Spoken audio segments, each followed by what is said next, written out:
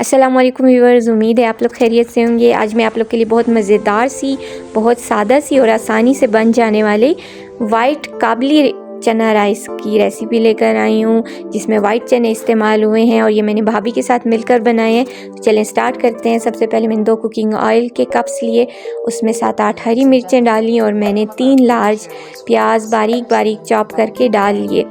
ये हल्का सा सोते हो गए तो इसमें मैंने 6 लहसुन के जुए पीस कर डाल दिए और इन दोनों को मैंने इकट्ठे मिलाकर ब्राउन किया।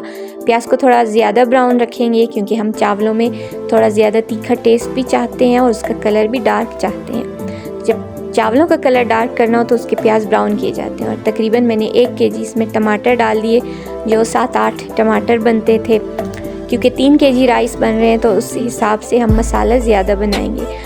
और इन टमाटर को मैंने थोड़ी देर के लिए गलाया क्योंकि ये थोड़े सख्त थे, तो इसको मैंने डाल के थोड़ा दम दे दिया ताकि ये अच्छे तरीके से नरम हो जाए।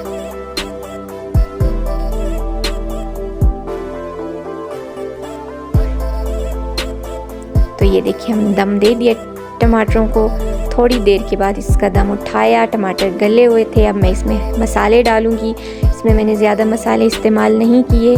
इसमें चावलों के हिसाब से 5 मैंने चम्मच नमक के डाले थे, 2 चम्मच सुर्ख मिर्च और मैंने 5 चम्मच ही गरम मसाले के ऐड किए थे। और इनको अच्छा सा भून कर इसमें अभी चने ऐड कर लेंगे। चनों को भी बॉईल करते हुए हमने नमक और मिर्चें इसमें डाल दी थी, तो ये अंदर से बहुत ज़्यादा नमकीन और मज़ेदार से हैं। इसको भी थोड़ी देर हम मसाले के साथ भूनेंगे ताकि चनों में भी अच्छा सा मसाला जज्ब हो जाए।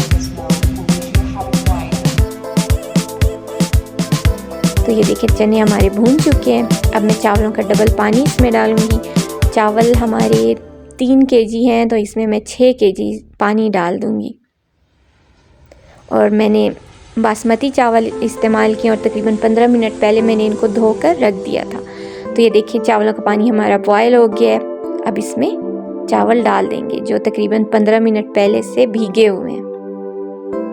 और इसको ढक्कन नहीं रखेंगे, तेज़ आंच पर इसको बॉईल करेंगे। उस वक्त तक बॉईल करना है जब तक इसका पानी सूख जाएगा और सुराख बनने लगेंगे, तब हम इसको दम लगा देंगे।